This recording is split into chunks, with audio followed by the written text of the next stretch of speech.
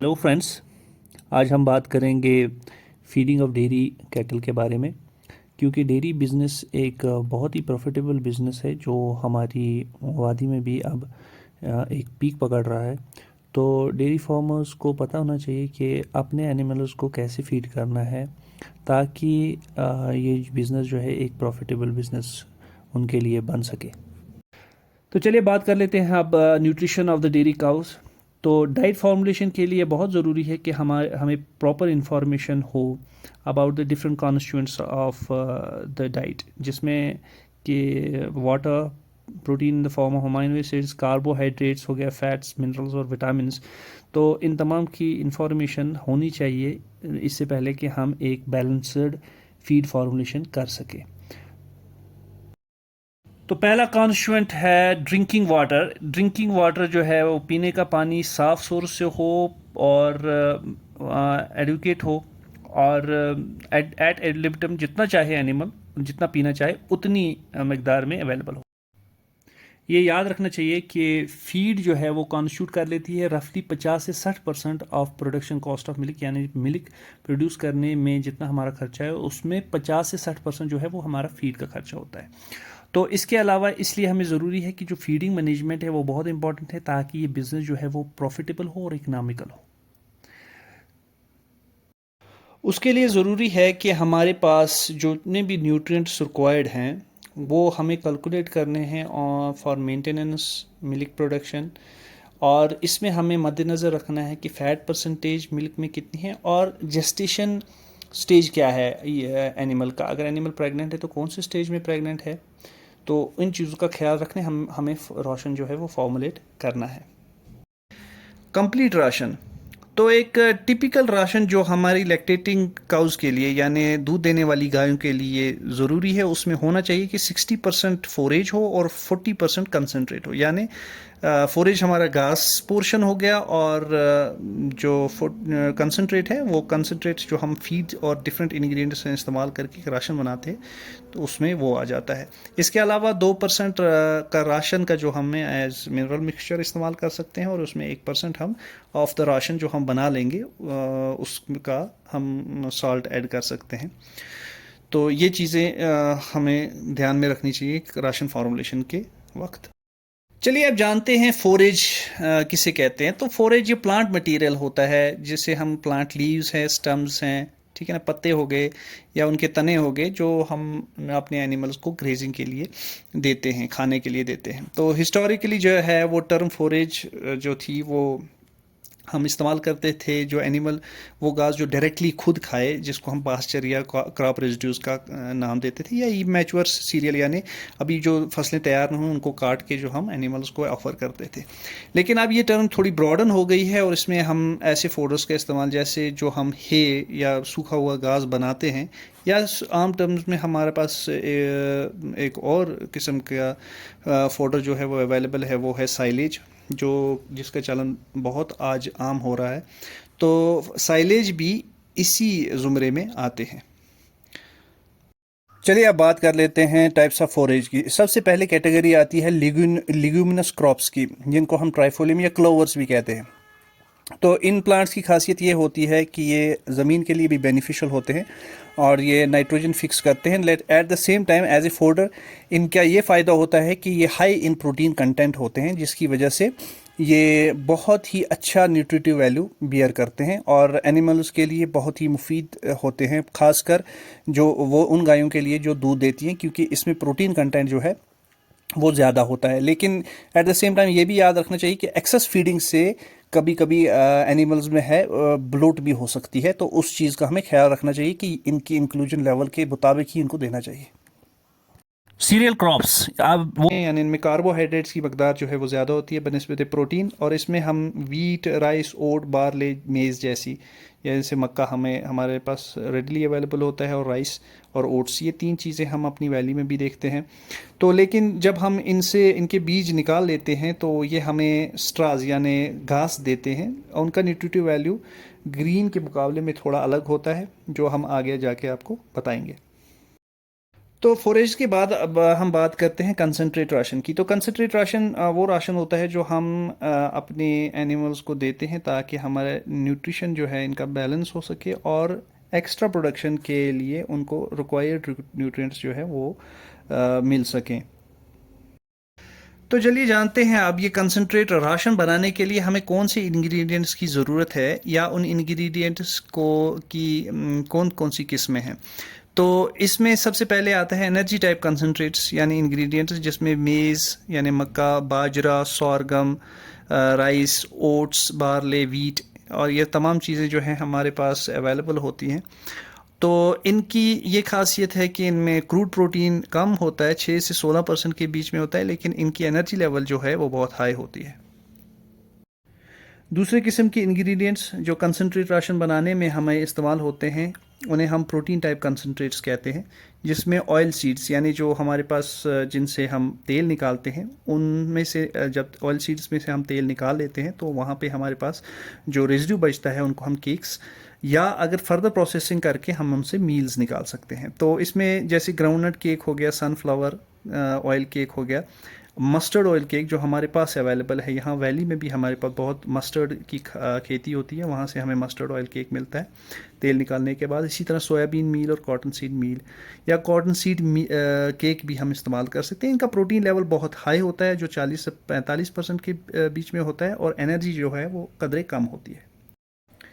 एक और किस्म के इंग्रेडिएंट्स जो हम इस्तेमाल कर सकते हैं अपने कंसंट्रेट राशन बनाने के लिए वो है मिलिंग बाई प्रोडक्ट्स, जैसे वीट ब्रान हो गया या राइस ब्रान जो हमें धान या हमारे गेहूं जो है उसमें जब हम उसका छिलका उतारते हैं तो हमें जो मिलता है वहाँ से, तो उसका इस्तेमाल हम राशन फार्मूलेशन के लिए कर सकते हैं। सबसे बड़ी एडवांटेज ये होती है कि इनमें हमें प्लेंटी ऑफ प्रोटीन जैसे 12 से 14% क्रूड प्रोटीन और अनसैचुरेटेड फैटी एसिड्स, इसके अलावा क्रूड फाइबर 3 से 4% मिल जाता है जो बहुत ही इम्पॉर्टेंट होता है गट मोटिलिटी के लिए यानी हेल्दी गट के लिए एनिमल की।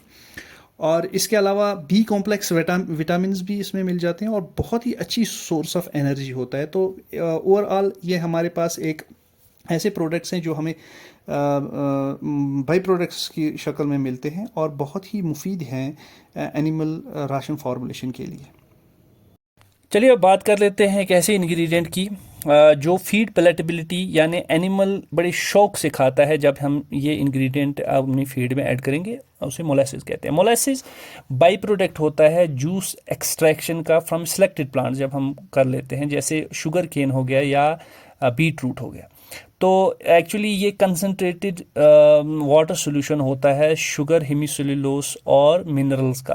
तो हमें मिलता है आफ्टर जूस एक्सट्रैक्शन, उसके बाद प्रोसेसिंग करने के बाद एक गाढ़ा लिक्विड जब हमें मिलता है तो उसे मोलासिस कहा जाता है। तो इसकी खासियत यह है कि मोलासिस न सिर्फ इसमें प्रोटीन होता है और मिनरल्स होते हैं बल्कि ये एनिमल की भूख बढ़ाता है फीड के लिए। तो ये उसके अलावा एनर्जी सोर्स भी ये एक्ट कर लेता है। तो इसमें जो बीट मोलासिस है जो हमें चुकंदर से मिलता है उसमें प्रोटीन कंटेंट बनिस्बत बाकी के हाई होता है, करीबन 6% के करीब।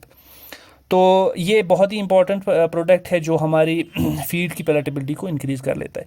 इसके साथ साथ एक और प्रोडक्ट जो जगरी जिसे हम गुड़ कहते हैं, हालांकि ये भी सोर्स ऑफ शुगर ही होता है और ये एनिमल को हम दे सकते हैं उनकी एनर्जी लेवल रिक्वायरमेंट को पूरा करने के लिए, क्योंकि ये भी एक फॉर्म ऑफ मोलासिस ही होता है, सिग्निफिकेंट अमाउंट ऑफ मोलासिस में होता है।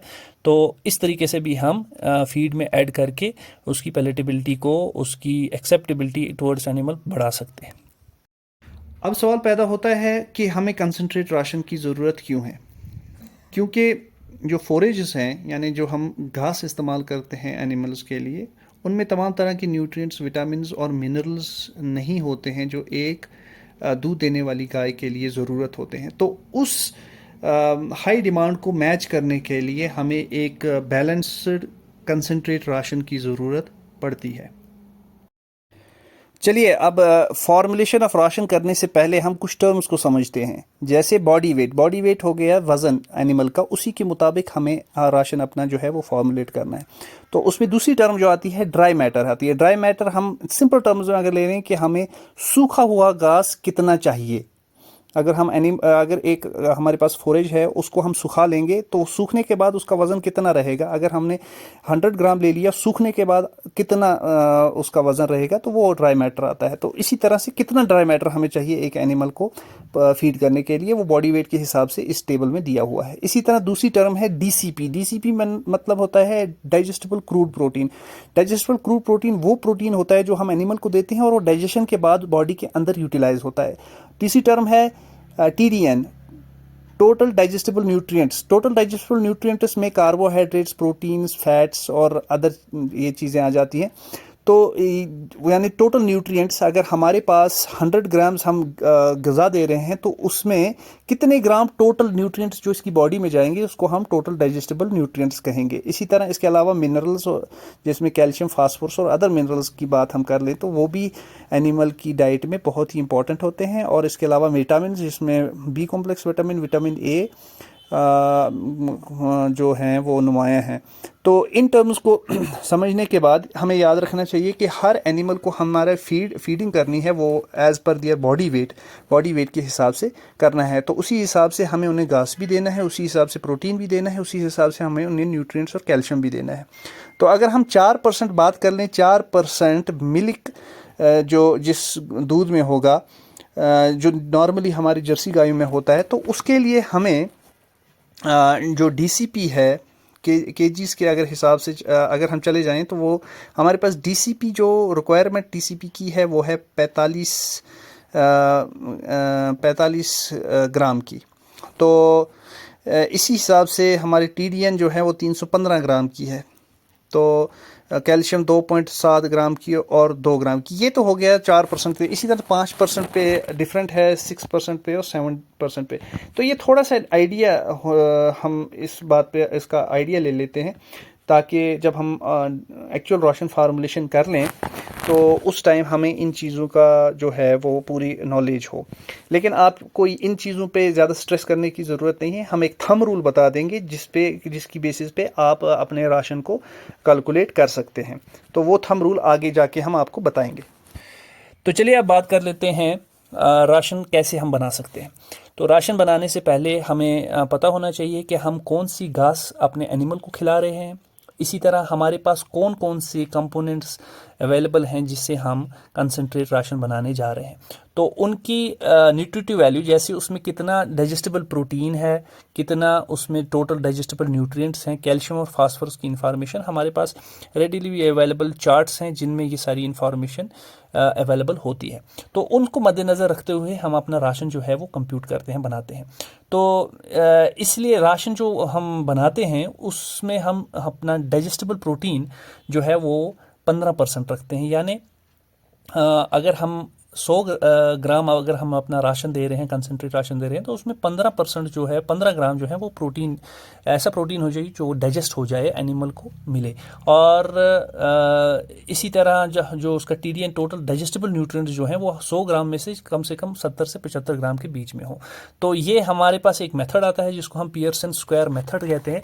उस मेथड का इस्तेमाल करके हम अपना राशन बना सकते हैं, जिसमें कि हम ये कैलकुलेट कर सकते हैं कि कौन से राशन की कितनी मकदार हो ताकि हमारे पास एक ऐसा राशन बन सके जिसमें 15 से 20% के बीच में हमारा डाइजेस्टेबल प्रोटीन आ जाए और टोटल डाइजेस्टेबल न्यूट्रिएंट्स 70 से 75 के बीच में आ जाए। उसमें एक फार्मूला लगता है जिसको हम पियर्सन स्क्वायर मेथड कहते हैं।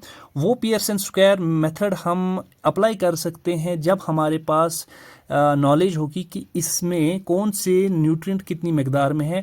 तो उसमें आपको जाने की ज़रूरत नहीं है, वो हमने आपको एक ओवरव्यू दे दिया। उसका इस्तेमाल करके हम राशन को कंप्यूट कर सकते हैं। आपने देखा होगा कि बाज़ार में हमें प्री फॉर्म्ड कंसनट्रेट राशन, जिन्हें हम जनरल टर्म्स में फीड कहते हैं, वो मिल जाते हैं। उनके पीछे एक लेबल लगी होती है जिन पर उसका न्यूट्रिटिव वैल्यू और कंपोजिशन जो है वो उसके बारे में इंफॉर्मेशन दी होती है। लाइक इसमें कितना क्रूड प्रोटीन है, कितना क्रूड फाइबर है, कितना कैल्शियम, कितना फास्फोरस या साल्ट लेवल इसमें कितनी है। तो ये तमाम जो इंग्रेडिएंट्स होते हैं, इनका एडिशन या इंक्लूजन लेवल जो होता है इस फीड बनाने में, वो एक मेथड जो मैंने बताया पियर्सन स्क्वायर मेथड है, उसका इस्तेमाल करके किया जाता है। और यही फीड फिर हम आगे जाकर एनिमल्स को इस्तेमाल करते हैं एज कंसनट्रेट राशन। चलिए अब बात कर लेते हैं फीडिंग शेड्यूल की। हमने समझा कि एनिमल की न्यूट्रिशन के लिए हमें कौन कौन से फोरेजेस की ज़रूरत है और कौन से कंसनट्रेट राशन की ज़रूरत है, उनकी डिफरेंट इंग्रेडिएंट्स और उनका रोल क्या है।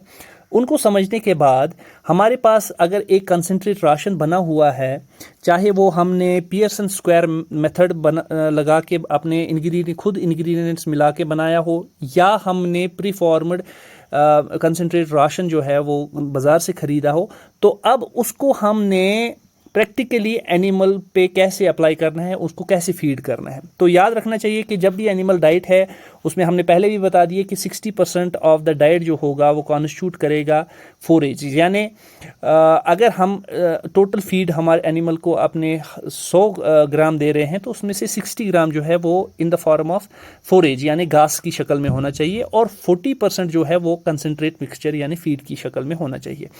तो अगर हमारे पास लिग्यूमिनस क्रॉप्स हैं जैसे ल्यूसर्न, बरसीम, रेड क्लोवर और अदर क्लोवर्स, तो हम अपनी जो कंसनट्रेट राशन है उसको स्लाइटली कम भी कर सकते हैं। तो ये याद रखना चाहिए कि हमारा जो फीडिंग है वो as per the body wait और प्रोडक्शन के हिसाब से हमें करनी है। तो अगर हम वो गाय जो दूध नहीं देती हैं उनमें और जो गाय दूध देती हैं उनमें फोरेजेस की जो इंक्लूजन है वो ऑलमोस्ट सेम है, यानी 10% ऑफ द बॉडी वेट। अगर 1 क्विंटल की गाय है तो 10 kg आपको फोरेज यानी घास उसमें देना ही देना है। तो इसके अलावा अगर हमारे पास गाय जो है वो जो नॉन प्रेग्नेंट है तो और लैक्टेटिंग भी नहीं है, दूध भी नहीं दे रही है, तो उसमें हमें कंसनट्रेट राशन देने की ज़रूरत नहीं है। हम सिंपली फोरेज पे ही उस गाय को हम रख सकते हैं। अगर गाय प्रेग्नेंट है तो हमें एडिशनल 1.5 kg जो है कंसनट्रेट राशन 7वें महीने से देना है, टिल इसकी जेस्टेशन कंप्लीट हो जाती है, जब तक ये बच्चा देती है। तो अगर गाय ड्राई है तो लेकिन इसकी कंडीशन जो है वो ख़राब है यानी ये कमज़ोर है, तो उस कंडीशन में हम 1 kg of concentrate ration in addition to forage जो हम इसको घास दे रहे हैं उसके अलावा हम इस्तेमाल कर सकते हैं। तो मिल्च गायों के लिए जो दूध देने वाली गाय हैं उनके लिए याद रखना चाहिए कि उन्हें हमें 10% ऑफ द बॉडी वेट जो है वो फोरेज तो देने ही देने हैं। इसके अलावा 1 kg पर 2.5 यानी 2.5 किलो दूध के लिए हमें सप्लीमेंट करना है 1 kg ऑफ कंसनट्रेट राशन। तो ये बहुत ही इंपॉर्टेंट चीज़ है, याद रखनी चाहिए। सपोज हमारी गाय 10 kg मिल्क डेली देती है, तो उसके लिए हमें तो 10% ऑफ बॉडी वेट उसका एज फोरेज देना है, यानी अगर उसके बाद उसका वज़न जो है वो 2 क्विंटल है तो 20 kg हमें उसे घास देना होगा। और इसके अलावा 10 kg मिल्क के लिए हमें 4 kg ऑफ कंसनट्रेट राशन देना होगा, जो हमारी पास जो कंसनट्रेट राशन हमने खुद बनाया हो या हमने बाज़ार से एज ए फीड ख़रीदा हो। तो इसके अलावा हम साइलेज, जिसका चलन बहुत ही आम है अब डेयरी फार्मिंग में और बहुत ही अच्छी चीज़ है क्योंकि उसकी डाइजेस्टिबिलिटी और पैलेटेबिलिटी यानी एनिमल उसको बड़े शौक से खाता है, तो 2% of the body weight as dry matter component यानी हमारे घास के कंपोनेंट में से हम उसको 2% लेवल पे इंक्लूड कर सकते हैं। जैसे 200 kg की अगर हमारे पास गाय है तो उसमें 4 kg साइलेज हम इस्तेमाल कर सकते हैं एट द रेट ऑफ 2%, तो वो हमारे लिए बेनिफिशियल है। अगर हम हायर लेवल कर लेंगे इस्तेमाल तो वो हमारा थोड़ा इकोनॉमिकली जो है वो वायबल नहीं रहेगा।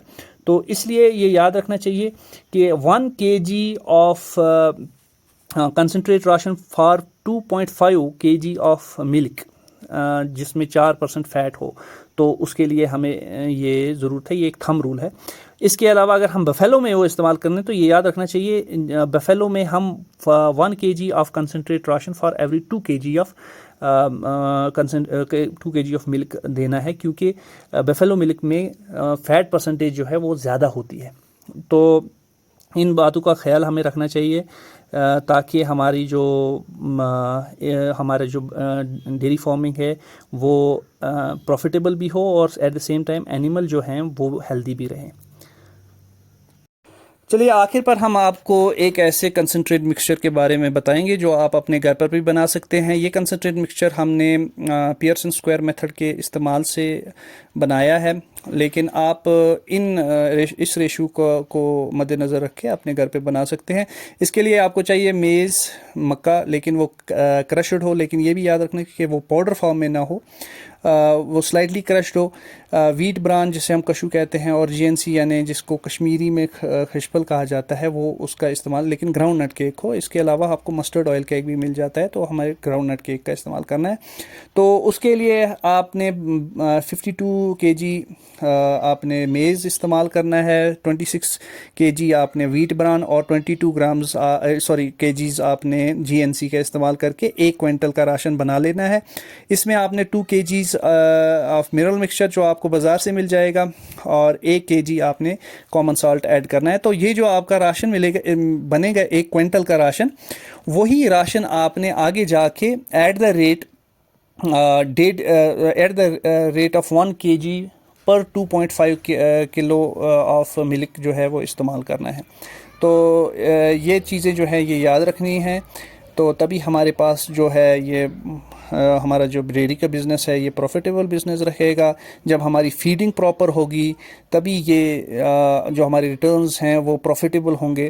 तो उम्मीद है कि ये वीडियो आपके लिए एक इंफॉर्मेटिव वीडियो साबित होगा, और आपकी फीडिंग ऑफ एनिमल्स की जो एक प्रैक्टिस है, मैनेजमेंट है, उसमें आपकी हेल्प करेगा। Thank you for watching.